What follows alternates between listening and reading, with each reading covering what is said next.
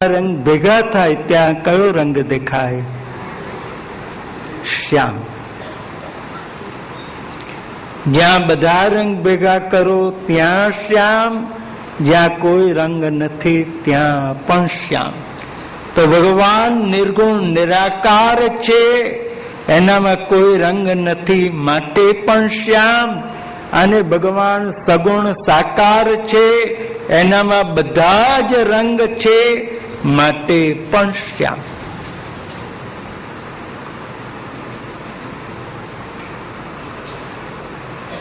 અને ભગવાનમાં સામર્થ્ય છે, એનામાં રસ છે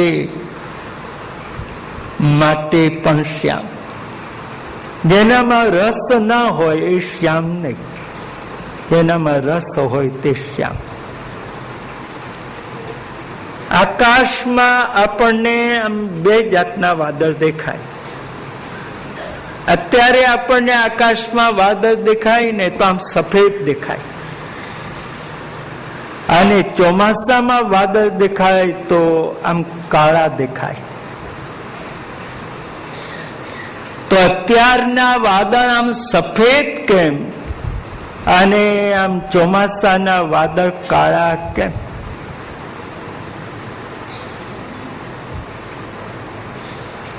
તો જે વાદળમાં પાણી નહીં, પાણી વિનાના વાદળ એ સફેદ દેખાય, અને પાણીથી ભરેલા હોય એ વાદળ શ્યામ દેખાય.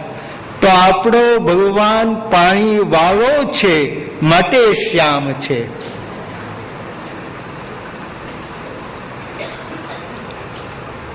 તેથી એ શ્યામ, મેઘશ્યામ, ઘનશ્યામ છે.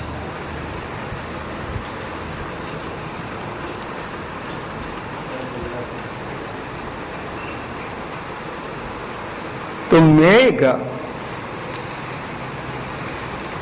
પ્રભુને પોતાના મિત્ર માની લે,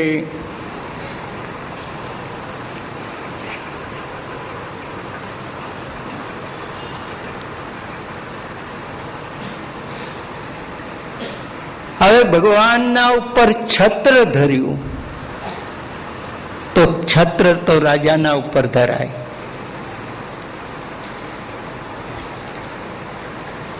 તો મેઘે ભગવાનના ઉપર વ્રજરાજ તરીકે છત્ર ધર્યું, રસરાજ તરીકે છત્ર ધર્યું. પણ એટલું છત્ર ધરીને રાજ આપીને ન બેસી રહ્યો મેઘ, પણ પોતાના આત્માનું આત્મનિવેદન પણ મેઘે કર્યું છે.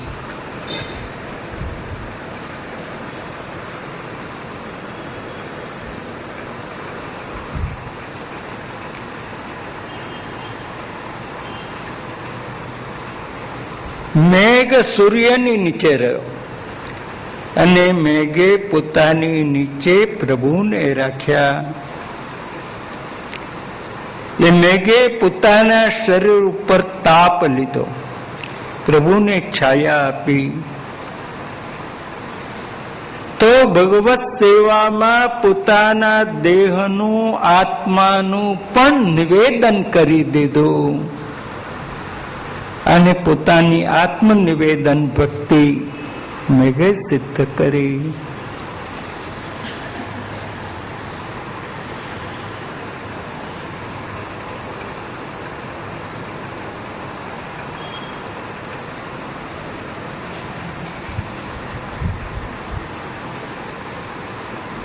હવે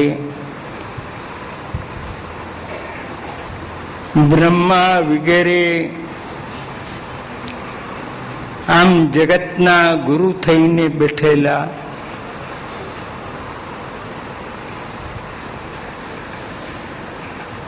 એવા પણ ભગવાનના સ્વરૂપને ન ઓળખી શકે. બ્રહ્મા પોતાના જ્ઞાનથી ભગવાનને ઓળખી શકે નહીં.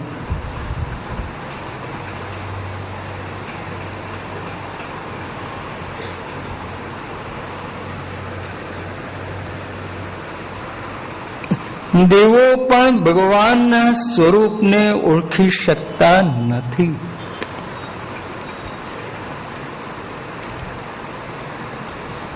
આનો આગળના યુગલમાં ગોપીજનો ગાન કરે છે.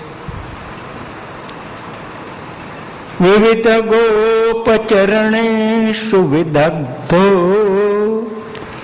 વેણુવાદ્ય ઉરુધા નિજ શિક્ષા તવ સુતસ્સતિ યદાધર બિંબે દત્ત વેણુરનયત સ્વર જાતિ સવનશસ્તદુપધાર્ય સુરેશા શક્ર સર્વ રમેષ્ઠિ પુરોગા કવય આનત કંદર ચિત્તા કશ્મલમ યયુરનિશ્ચિત તત્વા.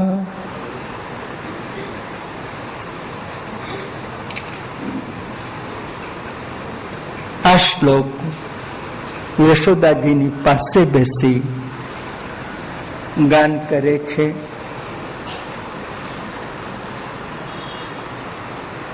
અરે માં યશોદા, આ તારો લાલો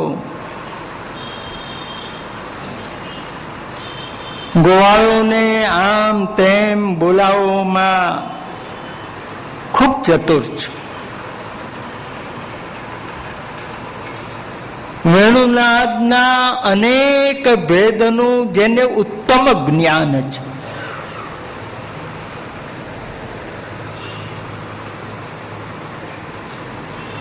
તેના સ્વર, તેની જાતિ, એની શ્રુતિ, એની મૂર્છના એ કૃષ્ણ જે વેણુ દ્વારા પ્રગટ કરે એ જગતમાં કોઈ કરી શકે નહીં.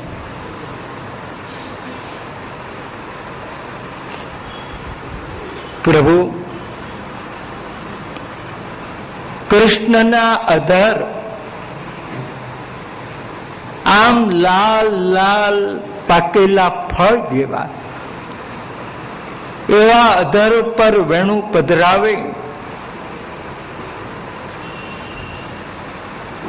સવાર સાંજ બપોરના સમયે એ વેણુનાદ વગાડે ત્યારે ઇન્દ્ર, બ્રહ્મા, શિવ, અનેક દેવો, દિક્પાલો, સમર્થ જ્ઞાનીઓ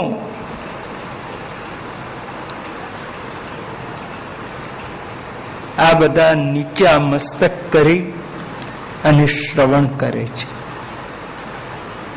પ્રભુના વેણુનાદ સામે એમના દેવોના પણ માથા ઝૂકી જાય છે, નતમસ્તક બને.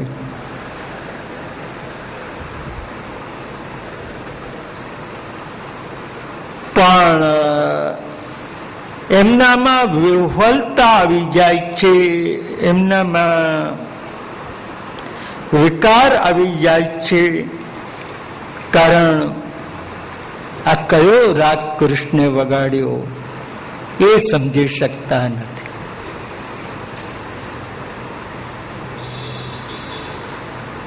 કે અમે તો રાગના સર્જનહાર, રાગના નિર્માતા, અને અમને પણ આ રાગ ન સમજાય.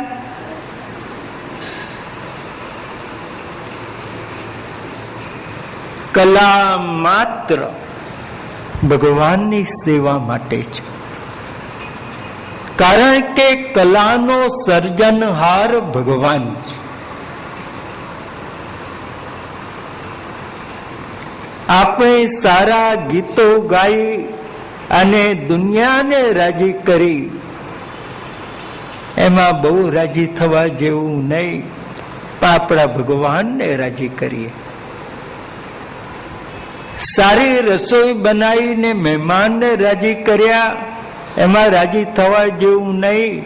સારી સામગ્રી બનાવી શ્રી ઠાકોરજીને રાજી કરીએ, એમાં રાજી થવા જેવું છે.